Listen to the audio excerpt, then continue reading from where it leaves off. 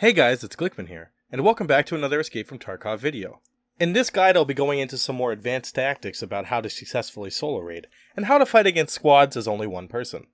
More specifically, this video will add on to a bunch of different scenarios in which I will explain why I'm doing it, how I'm doing it, and what's going through my mind when I do it. Now this video is a continuation of the previous video I have already posted about solo raiding, so if you'd like to check it out, I'll put the link down below in the description. In this video, we're going to be focusing on a lot about mindset, movement, thought process, and execution. We're going to start right in with a quick analysis and a play-by-play. In this clip, I had been stalking some people that I had heard making noise over at the dorms area. Upon further approach, I noticed two of them run into the bottom floor and begin firing. Having a grenade on me, I figured the best approach to clearing it out would be to first throw a grenade in to see if I can do any preliminary damage, and to also concuss the targets so they won't be able to hear and their vision will be blurred.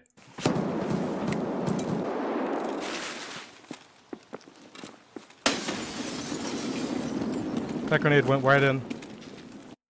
Now the first thing I do when I enter the building after throwing the grenade is check my angles. I quickly go in and look at all the possible places that somebody could be waiting because I don't have any information as to where they went after the grenade exploded. The reason I take this so aggressively is because I had just concussed them with the grenade and I wanted to push in and try to locate my targets while they were still disoriented.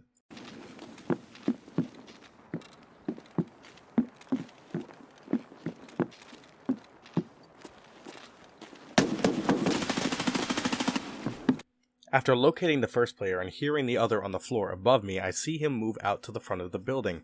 I decide to take this aggressively because I don't know when the player behind me could be pushing down, so I push outside to meet him where he's trying to attack me. When I do engage him outside, I am mindful to move out of vision of where the player on the stairs could be shooting me from, so I make sure to step behind the door frame.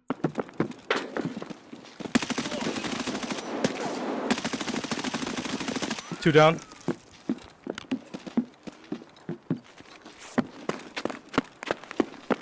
Yeah, that was a good throw. That was a solid throw right into the bottom floor.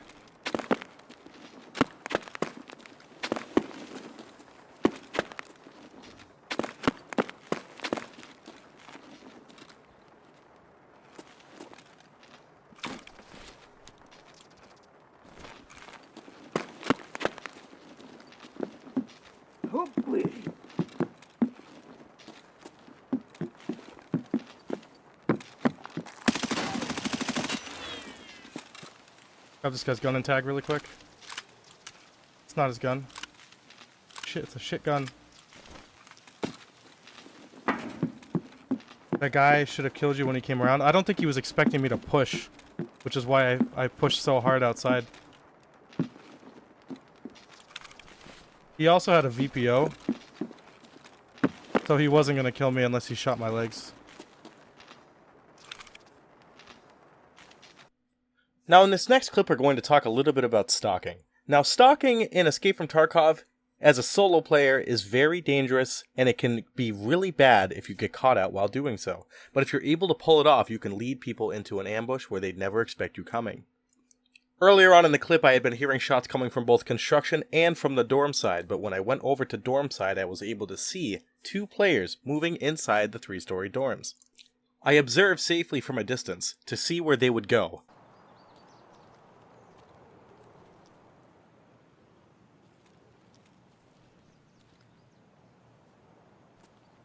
Still see a guy on 3rd floor.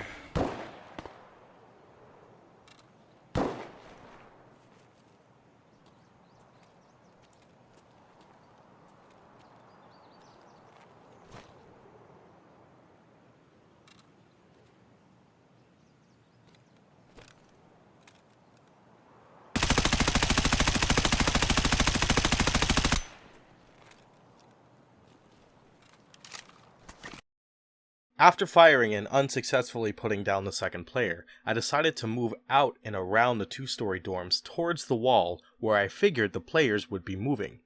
Now the reason I figured the players would be moving in that direction is because I was using a suppressed weapon and I was shooting them from what seemed like the constructions area side. So in my head, if I was one of those players, I wouldn't be moving in that direction. I would try to take cover from the direction of the shots. While executing this wide flank, I have no idea how far they truly pushed into the forest, or if they really did do what I thought they were going to do, so I take it really easy when I'm coming around the back of the 3-story dorms. One of them had a pilgrim backpack.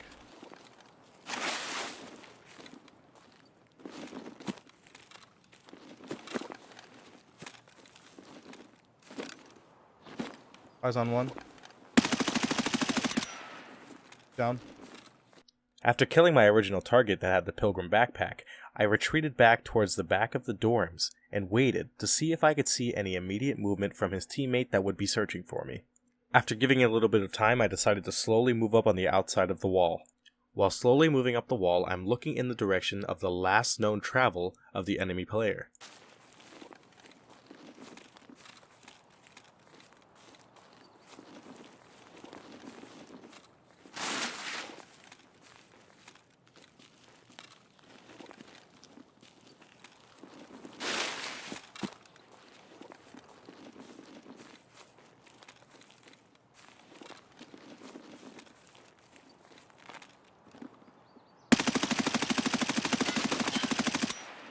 Got them both.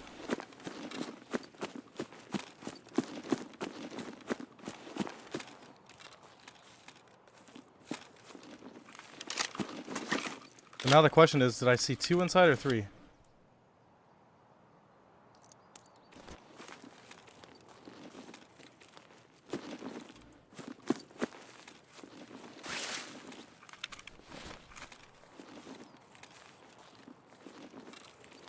Oh, was that you, Siler?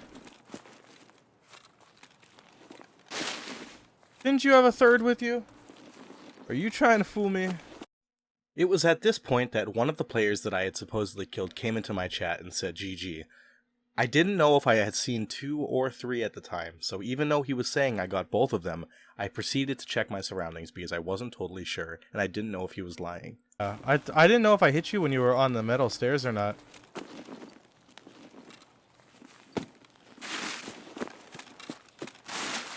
Oh, you tanked it? Okay.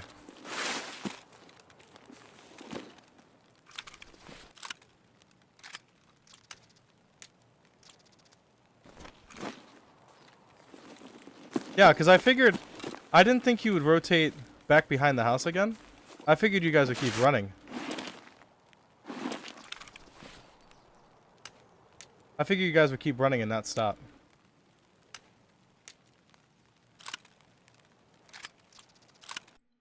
This next clip is another example of how to stalk and how to track down a group of players. So I spawned on Boiler Sides of Customs, and I immediately took cover in a way that I always do when I hit this spawn, and I watched people move from the checkpoint back into the Customs factory area. After seeing this, I slowly moved up, and I decided that I was going to try to stalk them in wherever they went.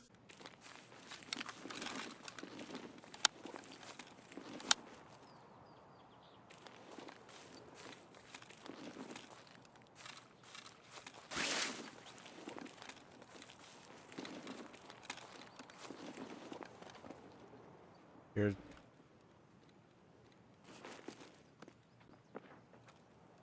Re-gear guys right in front of me.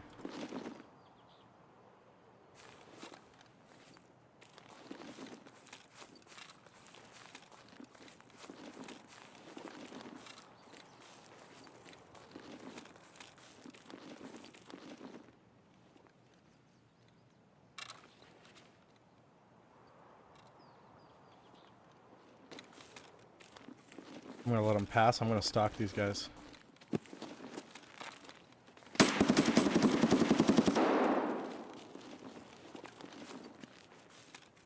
It was at this point that a hatchling emerged from behind me. I gave him the friendly wiggle, and I figured I'd point him in the direction of the bad guys. Hey, hatchling.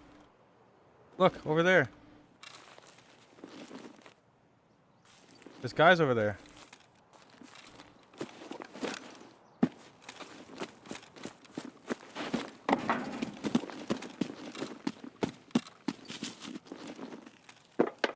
I continue my tracking of these players, and in doing so, while moving towards the warehouse that I believe that they have taken refuge in, I turn around and see that the hatchling has decided to join me on this adventure.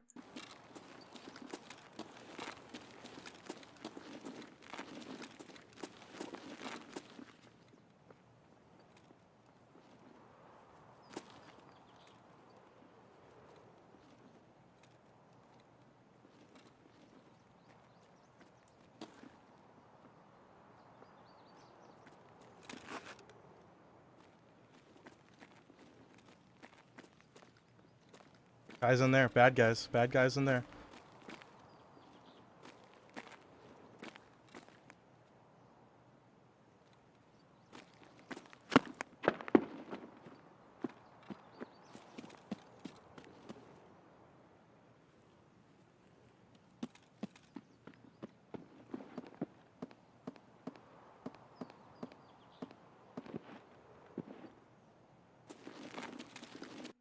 It's at this point that I spot the geared player inside the warehouse.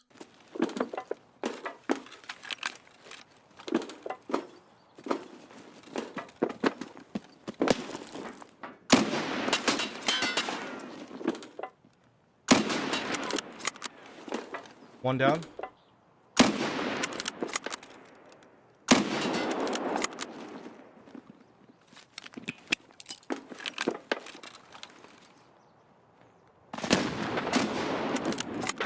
I aggressively push them here to not give them time to flank me. Come on, hatchling.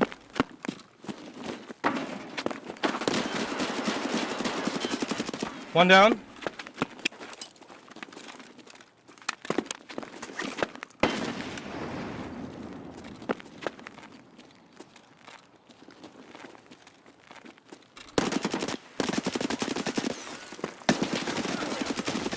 Got him. After wiping the team, I saw that the hatchling went to go pick up a weapon. At this point, I still trusted the guy, but I wanted him to grab a weapon and leave. This is not what he ended up doing. Please don't take that out. Please don't take that out. Please don't. Okay, go. Go. Just go. Leave. Leave. Go away. No. No. I'm not doing this, dude. Sorry. Not doing this. I was gonna let you live, and I was gonna let you take something, but not when you do that. Now, I might have been able to let him live, but he turned around and he pointed his gun at me, and even though he gave me the friendly wiggle, it was still a very serious issue of whether or not he would just take his gun and full auto me in the head, end up killing me. Moral of the story is, guys, if a fully geared player helps you out and kills a squad and lets you take some gear, don't take the gun out and look at them with it. This next and final clip is going to be a combination of everything that I've explained over the past two videos. Earlier on in the raid, when I spawned on the boiler side of customs, I had heard a suspicious weapon sound, and I was pretty sure that it was an RSAS, and I am always down to fight somebody who has one of those because the payout is huge. Now, I was stalking these players and I kept hearing the gunshots, and I made my way over towards the factory doors, and I heard somebody proning behind the wall. It gets a little hectic from this point on, but I'll try to explain it as best as I can.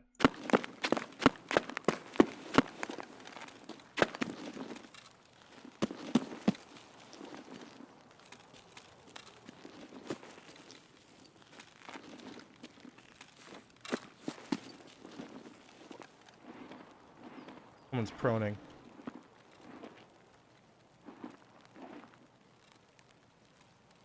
I think they're proning on top of the bridge. I heard that.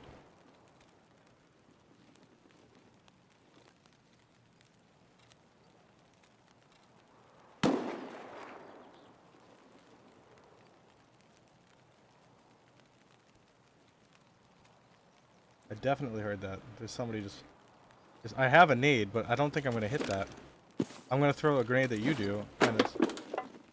It was at this point when I noticed a player directly in front of me over the wall, and we both began to exchange shots.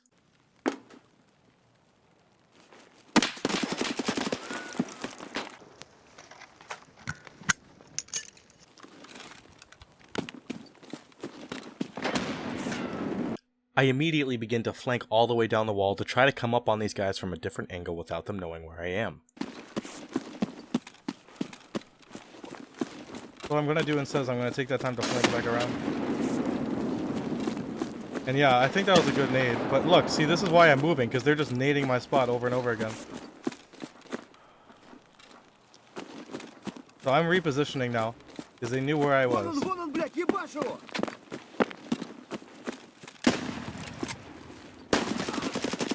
I just wanted that scout to leave me alone, but he had to shoot at me.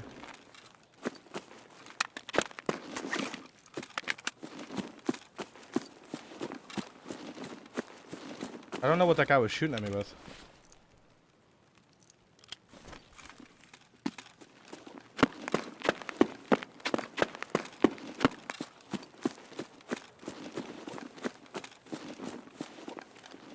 I'm gonna peek this angle first.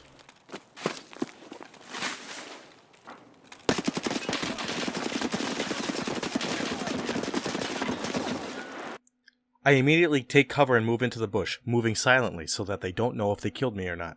Using the element of surprise, I aggress on them at this point to catch them off guard.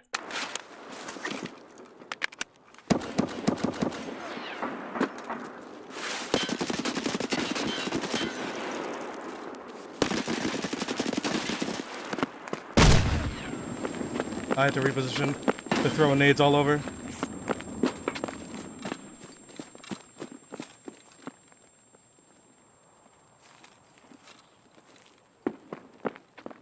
I hear a player moving in on the position that I was previously in, so I take this opportunity to flank out further. That's my chance. If I can move this quickly.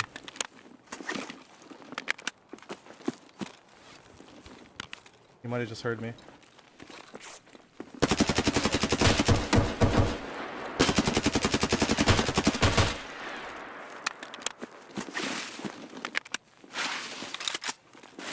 That's an RSAS I just killed. One player down. There's definitely more to go.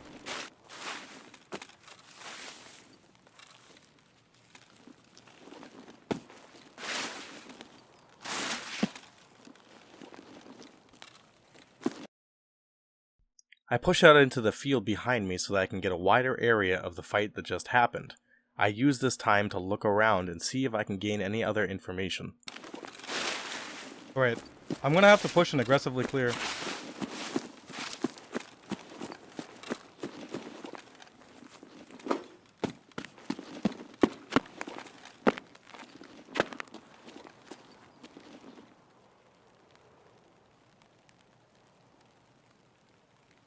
I'm baiting to see if they come out because they think I'm looting.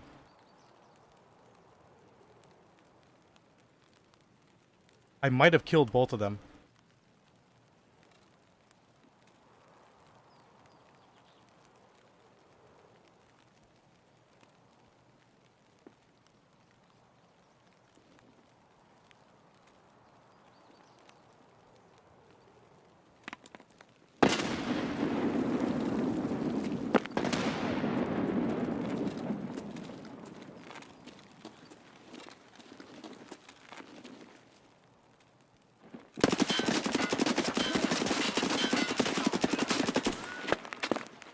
Even though I couldn't see him anymore, I kept firing at where he was to suppress him in case he tried to peek, while continuing moving forward to get into safety.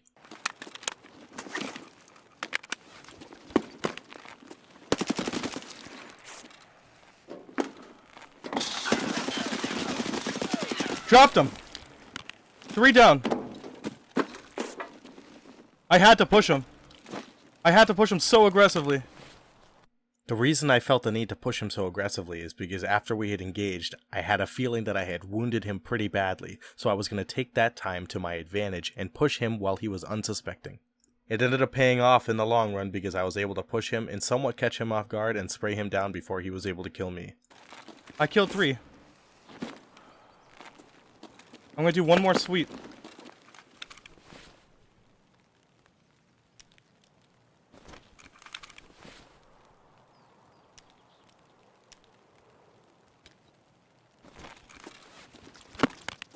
Oh, I have to do one more sweep. After clearing out the remaining area, I realized that I had killed the first player that I engaged at the beginning near the factory door with the grenade. Just a quick little recap to go over everything that I did in that video.